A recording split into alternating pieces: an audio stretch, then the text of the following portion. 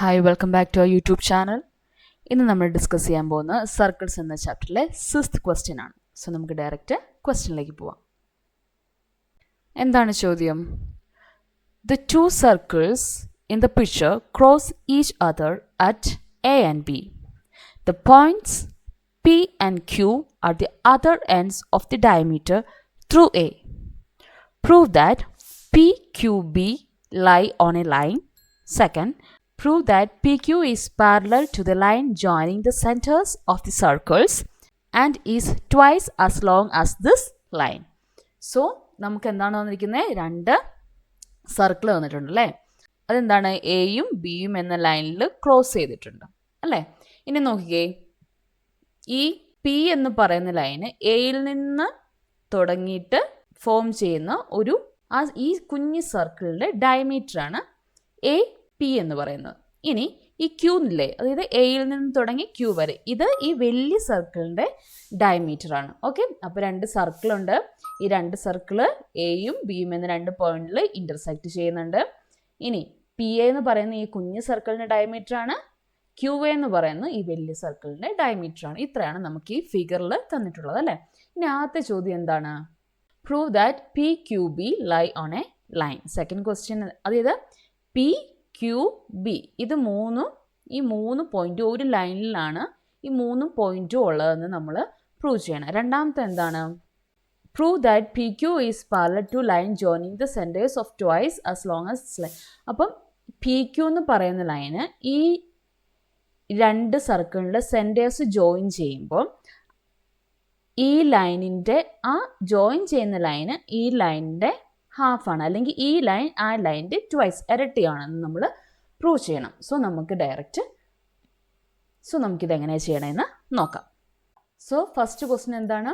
Prove that P Q B lie on a line. So നമ്മൾ ആ figure വരയ്ക്കുന്നു. Okay, ഇതാണ് ഒരു കുഞ്ഞു സർക്കിളുണ്ട്, വലിയ സർക്കിളുണ്ട്, എയിലും ബിയിലും ഇന്റർസെക്ട് ചെയ്യുന്നു. പി എന്ന് പറയുന്ന കുഞ്ഞു സർക്കിളിൻ്റെ ഡയമീറ്റർ, ക്യൂ എന്ന് പറയുന്ന വലിയ സർക്കിളിൻ്റെ ഡയമീറ്റർ. ഓക്കെ, സോ ഇനി നമുക്കിവിടെ എന്താ ചെയ്യാൻ പറ്റുന്നത്? നമുക്ക് തന്നിരിക്കുന്നത് എന്താ? ഈ പി ബി ക്യൂ എന്ന് പറയുന്ന ഒരു ലൈനിലുള്ളതാണ് നമ്മൾ കണ്ടുപിടിക്കണം. സോ നമുക്ക് ആദ്യമേ ഇത് കണ്ടു, ഈ രണ്ട് പോയിന്റ് ഇന്റർസെക്ട് ചെയ്യുന്ന രണ്ട് പോയിന്റ് ഇല്ലേ, എയും ബിയും. സോ അത് രണ്ടും നമുക്ക് ഒന്ന് ജോയിൻ ചെയ്യാം. ഓക്കെ, ഇനി നമുക്ക് ഇതിൽ നിന്ന് എന്താ കണ്ടുപിടിക്കുന്നത്? ഓക്കെ, ഈ പിയും ബിയും കൂടെ നമുക്ക് ഒന്ന് ജോയിൻ ചെയ്യാം. അപ്പം ഇത് നോക്കിക്കേ, ഇതൊരു സെമി സർക്കിളാണ് അല്ലേ? ഇതൊരു സെമി സർക്കിളാണ്. അപ്പം ഈ സെമി സർക്കിളിൻ്റെ ഉള്ളിൽ ഫോം ചെയ്തേക്കുന്ന ആംഗിളാണ് ഇതല്ലേ? അപ്പം ഈ ആംഗിളിൻ്റെ പ്രത്യേകത എന്താണ്? റൈറ്റ് ആംഗിൾ ആണ് അല്ലേ? സോ നമുക്ക് എഴുതാം, in triangle P A B. ഇതൊരു ട്രയാങ്കിൾ ആണല്ലോ, ഇവിടെ ആംഗിൾ ബി എന്ന് പറയുന്നത്. ഓക്കെ, അത് angle P B A. Angle B എന്ന് പറയുന്നത് എത്രയാണ്? 90 ഡിഗ്രിയാണ്. കാരണം എന്താണ്? Angles in the semi circle is right. അത് നമുക്ക് അറിയാവുന്ന തിയറമാണ് അല്ലേ? ഇനി അടുത്ത് നമ്മൾ ചെയ്യാൻ പോകുന്നത്, ഈ ബി ക്യൂ എന്ന് പറയുന്ന ലൈൻ നമുക്ക് എന്ത് ചെയ്യാം? ഒന്ന് ജോയിൻ ചെയ്യാം. അപ്പോൾ ഇത് നോക്കിയേ, ഇത് വലിയ സർക്കിളാണ്, അതിൻ്റെ ഈ സെമി സർക്കിളാണ് ഇത്. ആ സെമി സർക്കിളിൽ ഫോം ചെയ്യുന്ന ആംഗിളാണ് ഇത്. ഓക്കെ, അപ്പം ഇതും എന്താണ്? Angles on the semi circle is right അല്ലേ? So in triangle Q A B എന്ന് പറയുന്ന ട്രയാങ്കിളിൽ ആംഗിൾ ക്യൂ ബി എ എന്താണ്?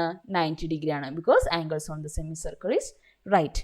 ഇനി നോക്കിക്കേ, ഈ രണ്ട് ആംഗിളും നമുക്ക് കിട്ടിയല്ലേ? അപ്പം ഇത് രണ്ടും ആഡ് ചെയ്യുമ്പോൾ നമുക്ക് എന്താ കിട്ടുന്നത്? That is angle P B A plus angle A B Q. ഈ പറയുന്ന രണ്ട് ആംഗിൾ കൂടുമ്പോൾ നമുക്ക് എന്താണ്? 90 പ്ലസ് 90 ഈക്വൽസ് 180 ഡിഗ്രി. അപ്പം നമുക്കറിയില്ല, 180 ഡിഗ്രി എന്ന് പറയുന്നത് എന്താണ്? ലീനിയർ പെയർ ആണ്, അല്ലെങ്കിൽ സ്ട്രെയിറ്റ് ആംഗിൾ ആണ് അല്ലേ? സ്ട്രെയിറ്റ് ആംഗിൾ എന്ന് വെച്ചിട്ടുണ്ടെങ്കിൽ എന്നാ? That angle form on A straight line അല്ലേ? അപ്പം ഇത് ലീനിയർ പെയർ ആണ്, അല്ലെങ്കിൽ സ്ട്രെയിറ്റ് ആംഗിൾ ആണ്. സോ ഇതിൽ നമുക്ക് മനസ്സിലാക്കാൻ പറ്റും, ലീനിയർ പെയർ അല്ലെങ്കിൽ സ്ട്രെയിറ്റ് ആംഗിൾ ആകുമ്പോൾ അതിൻ്റെ അർത്ഥം എന്താണ്? ഈ മൂന്ന് പോയിന്റും ഈ ഒരു ലൈനിലുള്ള പോയിന്റുകളാണെന്ന് നമുക്ക് മനസ്സിലായി. So for P B Q lies on the same line. Okay, അങ്ങനെ നമ്മൾ പ്രൂവ് ചെയ്തു. ഇനി അടുത്ത ചോദ്യം എന്താ? Prove that P Q is parallel to the line joining the centres of the circle and is twice long as this line. അപ്പം എന്താണ്? P Q എന്ന് പറയുന്നത് ഈ രണ്ട് സർക്കിളിൻ്റെ സെൻറ്റേഴ്സ് ജോയിൻ ചെയ്യുമ്പോൾ കിട്ടുന്ന ലൈനിന് പാരലൽ ആയിരിക്കണം.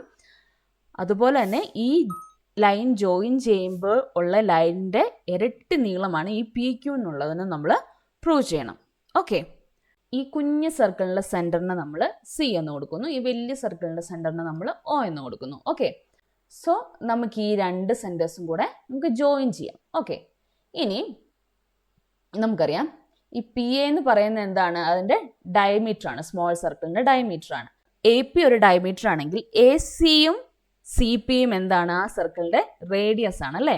അപ്പം അതിൻ്റെ അർത്ഥം എന്താണ്, സി അതിൻ്റെ മിഡ് പോയിന്റ് ആണ്. അപ്പം അതേപോലെ തന്നെ നമുക്ക് ഈ വലിയ സർക്കിൾ കൺസിഡർ ചെയ്യാം. അപ്പം ഇവിടെ നോക്കിയേ, എ ക്യു എന്ന് പറയുന്ന ഈ വലിയ സർക്കിളിൻ്റെ ഡയമീറ്റർ ആണ് അല്ലേ. അപ്പം എ ഒ എന്ന് പറയുന്നതും ഒ ക്യു എന്ന് പറയുന്നതും ഈക്വൽ ആണ്, കാരണം എന്താണ്, അത് ആ സർക്കിളിൻ്റെ റേഡിയസ് ആണ്. അങ്ങനെയാണെങ്കിൽ ഒ എന്താണ്, എ ക്യു എന്ന് പറയുന്ന ലൈനിൻ്റെ മിഡ് പോയിന്റ് ആണ്. ഓക്കെ, ഇത് ഇത്രയും നിങ്ങൾക്ക് മനസ്സിലാവാൻ വേണ്ടിയിട്ട് ഞാൻ പറയുന്ന കാര്യങ്ങളാണ്.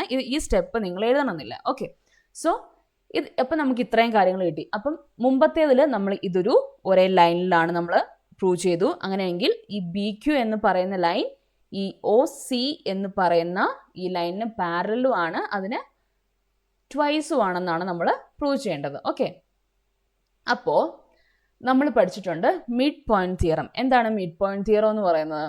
ഒരു ട്രയാങ്കിളിൽ ആ രണ്ട് സൈഡിൻ്റെ മിഡ് പോയിന്റ്സ് തമ്മിൽ ജോയിൻ ചെയ്യുമ്പോൾ അതെന്താണ്, ആ മൂന്നാമത്തെ സൈഡിന് പാരലലും അതുപോലെ തന്നെ ഈ ലൈന് ആ മൂന്നാമത്തെ സൈഡിൻ്റെ ഹാഫും ആണെന്ന് നമുക്കറിയാം. So in a triangle, the segment that is formed by connecting the midpoints of two sides must be parallel to the third side and also half the length of the third side. അപ്പോൾ അതല്ലേ നമുക്ക് prove ചെയ്യേണ്ടത്. അപ്പം ഇതൊരു ലൈനാണ്, simply A line. അപ്പം ഇതൊരു triangle ആണല്ലേ. അപ്പോൾ ഈ ട്രയാങ്കിളിൻ്റെ രണ്ട് മിഡ് പോയിന്റ്, ഈ രണ്ട് സൈഡിൻ്റെ മിഡ് പോയിന്റ് തമ്മിൽ ജോയിൻ ചെയ്യുമ്പോൾ ആ ലൈന് ഈ മൂന്നാമത്തെ, ആ ട്രയാങ്കിളിൻ്റെ മൂന്നാമത്തെ സൈഡിന് പാരലലും ആയിരിക്കണം, അതുപോലെ ഈ സൈഡിൻ്റെ ഹാഫും ആയിരിക്കും.